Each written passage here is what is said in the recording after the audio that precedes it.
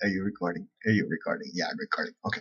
So this message goes out to John McCain and a gal that I subscribe to. I forget your name. I'm so sorry. So here's the situation.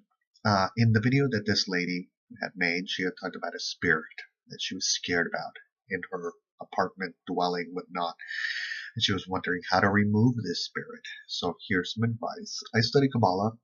Totally recommend Kabbalah. And so I felt this spirit of energy. I personally try to gather as many angels as I can so I can communicate with the angels and give us the best advice that I can give.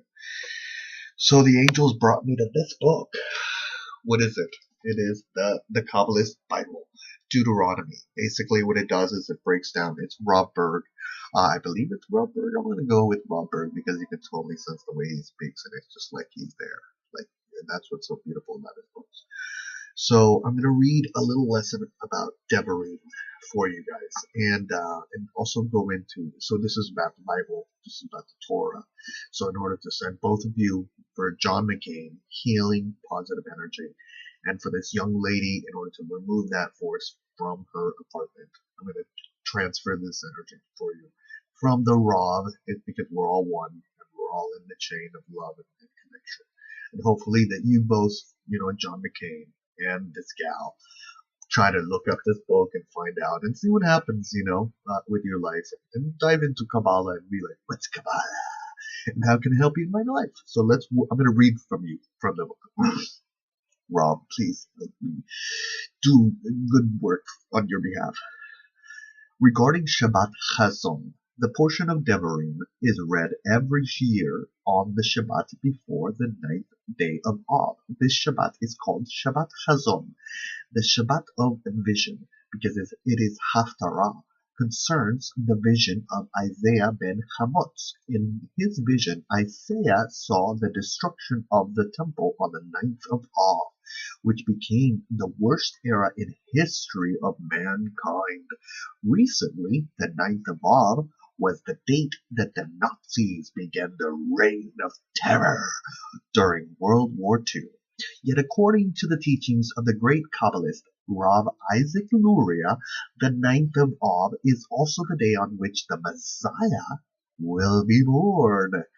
So the question for us is this: how can we prevent any more of the pain and suffering that takes place on the ninth of Av, while at the same time connecting to the positive energy of that date? There is a story that reveals the antidote to any chaos or darkness.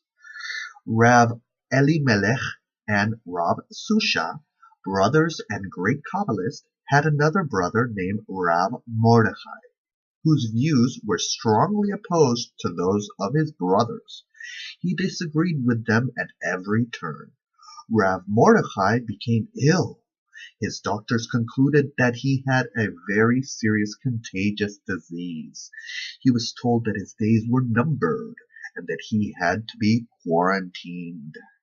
There was an old man who loved Rav Mordechai and who wanted to be there for him. The old man locked himself in a room with the teacher with the intention of doing whatever he could to help. But soon it became clear that Rav Mordechai was dying. The old man lit candles, took the teacher off the bed, and gently placed him on the floor.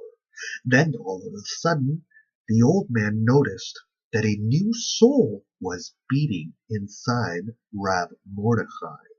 With every passing moment, the teacher's face seemed to become more radiant with life, and opening his eyes, he asked for something to eat. By morning, Rav Mordechai was well again.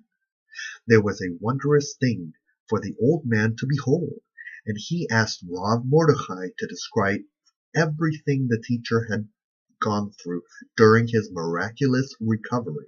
Rav Mordechai said the following: When my soul left my body, I was brought in front of the court in the upper world. There I found my brother, Rav Elimelech, who asked, "What are you doing here?"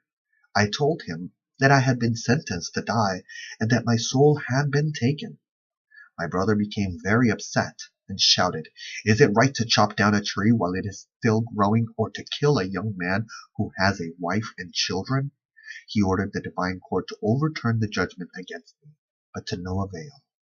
Then my brother Rav Susha arrived, holding a book under his arm. He took my hand and said, "Come with me." At this the judges of the heavenly tribunal were shocked. They demanded, "Who is this person with such nerve who takes the one who needs to be judged?" Rav Susha identified himself and said that the book under his arm was the Holy Zohar, which gave him power over death itself. It was then that the soul came back to me. It was then that my soul came back to me. As the story shows, nothing can stand against the power of the Zohar, not even the judgments of the upper world. Even if we don't merit this power, it will come to us if we truly connect to the Zohar. Through this connection, we can reverse any decree or even decree of death.